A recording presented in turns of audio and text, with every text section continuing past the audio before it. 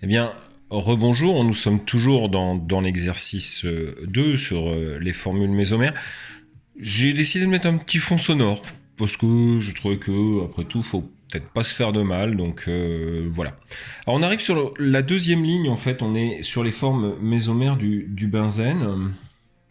Alors il y a plusieurs façons de les faire, hein. Il y a une façon vraiment très basique que vous connaissez peut-être déjà, qui est tout simplement en fait de faire tourner la charge, la double liaison comme ceci, pour en fait eh bien, relocaliser les différentes doubles liaisons de chaque côté. Je vais quand même vous faire une correction un peu plus étendue, cette fois-ci, où vous allez, on va partir de cette forme-là, où on va, dans un premier temps, finalement, amorcer en fait la situation, simplement en récupérant un doublet comme ceci. Donc, en ouvrant une double liaison, eh bien, on a mis un électron de plus qui était au carbone, on l'a associé au carbone du haut, donc ce carbone-là est moins, et l'autre carbone est positif. Du coup, on a une alternance entre charge, simple liaison, double liaison. On peut écrire une autre forme mésomère, comme ceci, où vous allez avoir, eh bien, toujours la charge positive ici, cette double liaison qui n'a pas bougé, cette double liaison qui est nouvelle, et la charge négative ici. On continue à faire voyager cette charge pour obtenir cette nouvelle situation où vous avez la charge positive qui n'a pas bougé, la double liaison ici qui n'a pas bougé. Ici, nous avons créé une nouvelle double liaison et ce carbone-là a récupéré l'électron supplémentaire. Enfin, on revient finalement à la situation de départ, tout simplement en recréant la double liaison qui est ici. Alors, évidemment, hein, on a choisi arbitrairement de casser une des liaisons ici pour faire apparaître les charges. On aurait pu casser cette double liaison ici, ça ne posait aucun autre souci, c'était la même chose. Donc l'idée est toujours la même, c'est que dans les benzènes, on fait voyager les charges, et les charges d'une façon générale font le tour, pour prendre un petit peu cette image du cyclohexane, font le tour au niveau du benzène. D'accord ? On va passer maintenant à un autre groupement, cette fois-ci avec le groupement amine sur le composé. Alors allons-y.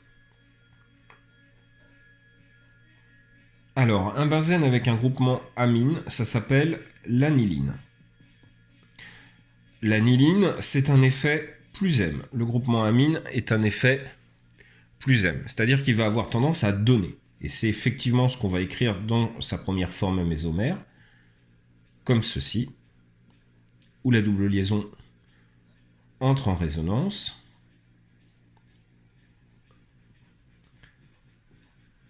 L'azote a perdu un de ses électrons du doublet, il est donc positif, le carbone d'à côté est lui négatif. On a bien cette alternance simple liaison, double liaison qui va continuer au niveau du voyage avec le NH2 qui est toujours positif. Ici, on va avoir une double liaison. Cette double liaison n'a pas bougé et la charge moins est située ici. On revient ensuite ici.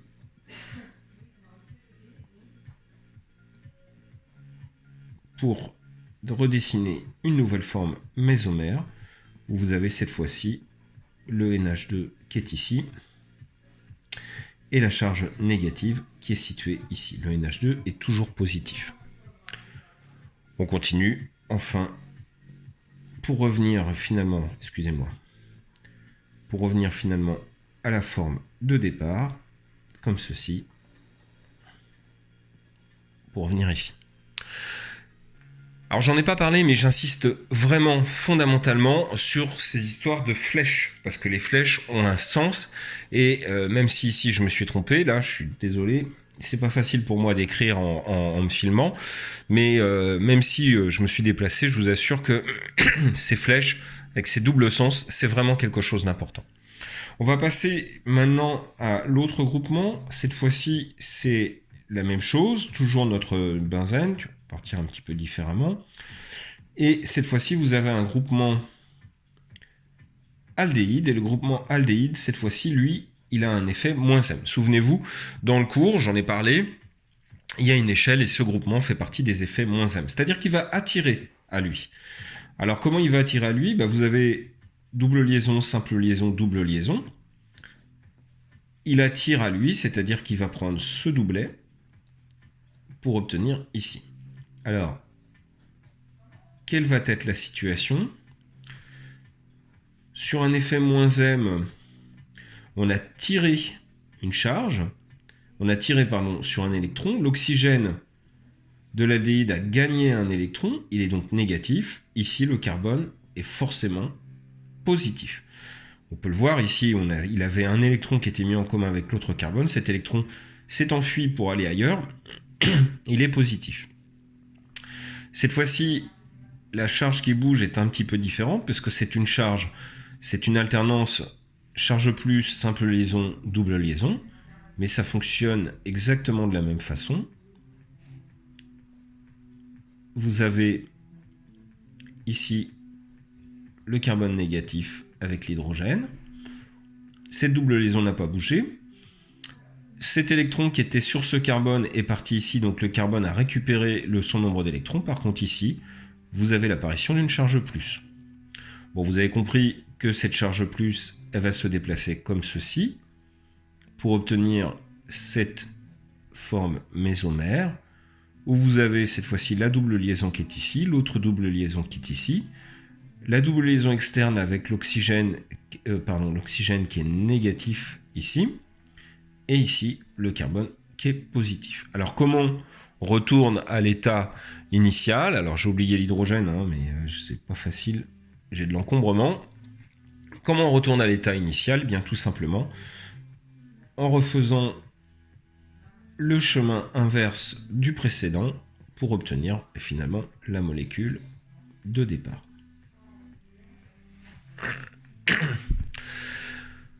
Il nous en reste un autre à faire, le dernier. Le dernier à faire, c'est celui du dérivé nitrobromé. C'est le parabromonitrobenzène avec un NO2. Alors attention, le NO2, ça s'écrit toujours comme ça. Je vous demande de retenir ce groupement nitro et le groupement brome. Le groupement nitro, c'est un groupement qui est "-m". D'accord. Le groupement nitro est un groupement qui est "-m et le groupement bromo est un groupement qui est +m. Alors, on va l'écrire. "-m, +m.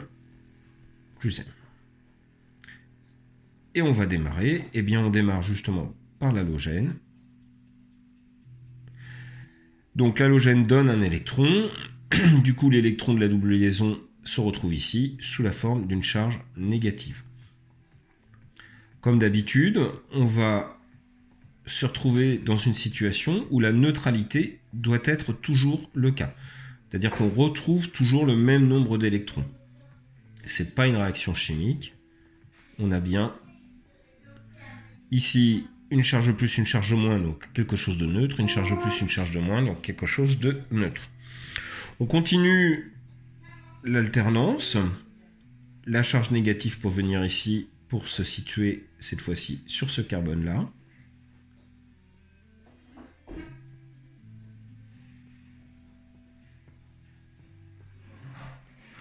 Et donc vous avez la double liaison droite qui n'a pas changé, une nouvelle double liaison ici, et vous avez une charge moins ici qui est à côté d'une charge plus du nitro qui est situé ici.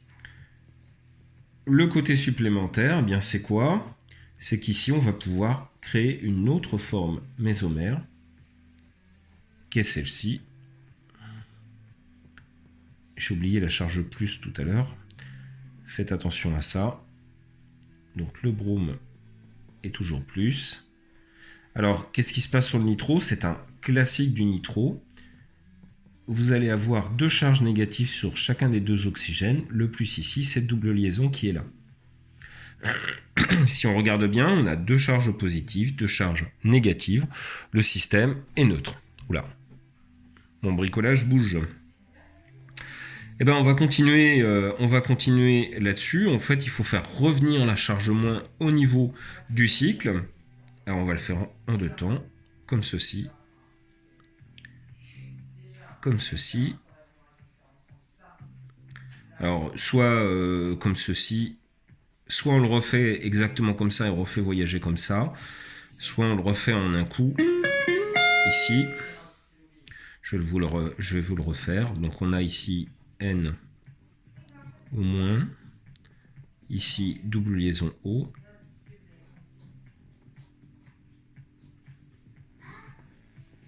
le brome qui est plus, l'azote qui est plus ici, ici on a une double liaison et une liaison moins. Vous auriez pu obtenir la même chose en partant ici, non pas en le faisant rentrer dans le nitro, mais en faisant cette situation-là, vous obteniez exactement celle-ci. Enfin, on va retourner à l'état de départ, tout simplement, en rapatriant la dernière chose ici. Le brome va récupérer son électron, il sera plus déficient, il va devenir neutre.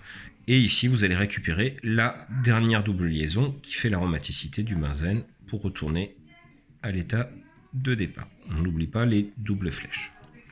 Donc voilà la résolution de cet exercice 2, qui est un exercice assez intense. Je vous encourage réellement à le refaire par vous-même. À bientôt.